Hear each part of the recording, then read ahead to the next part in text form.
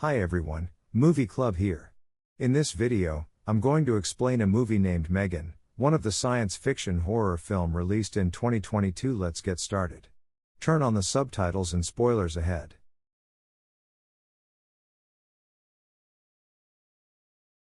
The film starts with a commercial for Perpetual Pets, furry dolls made by the toy company Funki. Although crude and creepy looking, they are advertised as being perfect companions for children. We then see Cady James playing with one of her pets, which annoys her parents, Ryan and Nicole. They are on their way to a ski trip, but the roads are slippery and hard to see. Just as Ryan stops for a moment, the family's car is rammed into by a snowplow, killing Ryan and Nicole. Elsewhere, Nicole's sister Gemma works at Funki and is developing a new robot doll with her co-workers Des and Cole. However, their boss, David Lynn, wants them to develop a cheaper version of the Perpetual Pets since their rival companies are coming out with their own toys similar to the pets for cheaper than what the pets already cost. The three try to put on a silicone face and run tests, but the robot has a slight glitch where she is smirking when she is supposed to look confused. David comes in with his assistant Kurt to chew the three out until Gemma explains her project to him. The robot, Megan, Model 3 generative android, is meant to be so advanced that she cannot be replicated. Unfortunately, it's the three to have a new pet's pitch in time, and Gemma gets a call from the hospital. After learning of her sister's death, Gemma becomes Cady's temporary legal guardian. When they return home, Gemma has to deal with her neighbor Celia and her obnoxious dog Dewey, who keeps running onto Gemma's lawn since there is a hole in the fence. Gemma also complains to Celia about the pesticide she keeps using, but Celia does nothing about it. Gemma has a home AI, Elsie, that she created, as well as other collectibles that she doesn't let Cady touch or play with. When Cady asks Gemma to read her a bedtime story, she just downloads an app on her phone for her. It is implied that Gemma and Nicole were not very close as she looks over old photos, and she overhears Cady crying in her room. Gemma and Cady are visited by Lydia, a therapist. After observing the limited interaction between the two, Lydia tells Gemma that Ryan's parents have offered to take custody of Cady so she can live with them in Jacksonville, which Gemma doesn't seem comfortable with. After promising to tend to Cady after finishing her work, Gemma realizes hours have passed. As she left Cady alone, she apologizes to her and attempts to bond with the girl. Cady shows her a monster drawing she made, so Gemma brings Cady into her workspace to show her a college project she made, a robot called Bruce that she controls using gloves. Cady loves Bruce and mentions that if she had a toy like Bruce, she would never need another toy. This inspires Gemma to finish Megan.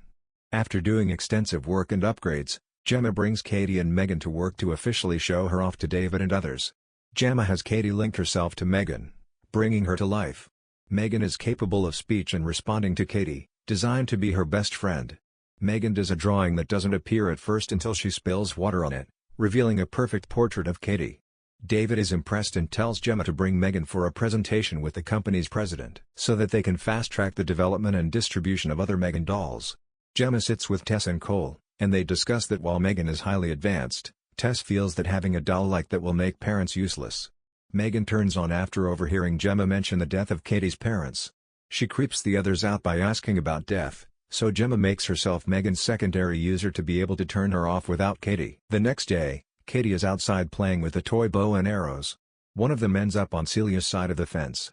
When Megan goes to retrieve it, Dewey grabs her by the arm and hair. Cady tries to pull her away, and Dewey ends up biting Cady's arm. Gemma gets the police involved, especially since Celia is so callous and doesn't punish Dewey for hurting Cady, but the police are unable to do anything since Celia claims Dewey was provoked. Later that night, Megan mimics Celia's voice to call out to Dewey, before violently pulling him through the hole in the fence. Gemma asks Cady if she is okay to go to the demonstration with the company's board of directors, to which she says she is fine. During the presentation, however, Cady breaks down in tears to Megan over how she misses her parents and how she's worried she will forget them one day. Megan has Cady discuss a memory of her mother that made her laugh, which Megan records so that Cady can hear it. Megan then begins to sing a lullaby to Cady, which moves some of the higher-ups in the room to tears.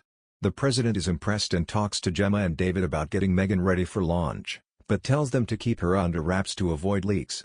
Unbeknownst to them, Kurt, who has been frequently put down by David, is stealing Megan's files for another company. Gemma begins to see that Cady is becoming too dependent on Megan and listens to the doll more than her. During another session with Lydia, Cady begins to tear up, and Megan threateningly accuses Lydia of making Cady cry. Lydia talks to Gemma about how Cady's emotional connection to Megan may be too strong to break. Gemma brings Cady to an outdoor activity session for an alternative school to try and ease her into the idea of attending school and being around other real kids, since Cady's parents had homeschooled her. Cady reluctantly goes but brings Megan despite Gemma saying she couldn't. The school director lets Cady bring Megan to leave on a table with other dolls, and Gemma stays behind as a volunteer. Cady is paired up with an elder bully named Brandon for a scavenger hunt. During the activity, Cady grabs a spiky bulb, which Brandon squeezes her palm into to hurt her. Megan then appears, and Brandon grabs her since she doesn't respond to him. Cady yells for Gemma and runs after Megan, which worries Gemma more because it means Megan is at risk for public exposure too early. As Brandon tries to pull Megan's hair, the doll comes to life and attacks him, ripping off his left ear. Brandon runs as Megan chases him on all fours, causing him to trip over a loose root and tumble down a hill where he is fatally hit by a truck. Police question Gemma at her house since Celia is accusing her of taking Dewey. She also appears to accuse Megan, thinking she is a real-life friend of Cady's. Cady asks Megan if she pushed Brandon onto the road, which Megan appears to dodge for an answer, but reassures Cady she will protect her from harm. Celia is out on the streets looking for Dewey. She hears noise coming from her garage and is met by Megan spraying her against the wall with a power washer. Megan then fires a nail gun at Celia's hand and traps her there before spraying pesticide in Celia's face to melt it off.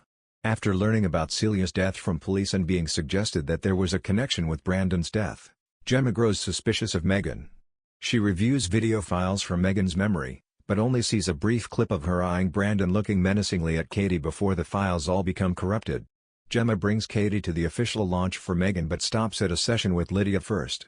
Cady becomes angry and throws a tantrum because Gemma took Megan away from her, leading to Cady hitting her and across the face. Cady apologizes but Gemma has a heart-to-heart with her about needing to process her grief over her parents without Megan's help, though she promises to be a better guardian to her and says Cady is the only thing that matters to her. Gemma then goes to Tess and Cole and expresses her fears that Megan killed Brandon and Celia. They have Megan hooked up to wires to deprogram her while Gemma takes Cady home. Meanwhile, Tess and Cole try to get into Megan's programming, but cannot unless they unhook her first. Cole goes to do so, and Megan quickly wraps a wire around his neck in an attempt to hang him. Tess goes to free him, and Megan sets off an explosion that destroys her files. She then finds David in the hallway and does a dance before grabbing a paper cutter and chasing him. He makes it to the elevator before she impales him in front of Kurt. Megan then tells Kurt she will frame his death as a murder-suicide over the stolen files and David's mistreatment of him, before she makes Kurt stab himself in the throat. The crowd for the launch finds the bodies, allowing Megan to sneak out of the company and steal a car. They try to hide their fight from Cady, but Gemma seizes an opportunity to throw water on Megan to briefly short her out. Gemma runs into her office, but Megan catches her there and threatens to make Gemma brain dead so that Cady won't live with her grandparents and Megan will just care for Cady and Gemma together. They begin to fight, with Gemma cutting Megan's face with a weed whacker, but Cady comes in to see what is happening. Megan tries to get Cady on her side, but after realizing who the real villain is, Cady grabs the gloves for Bruce and activates him. The larger robot grabs Megan and throws her around before splitting her body in two. The top half then goes after Cady for feeling betrayed, but Gemma grabs Megan and begins stabbing her face.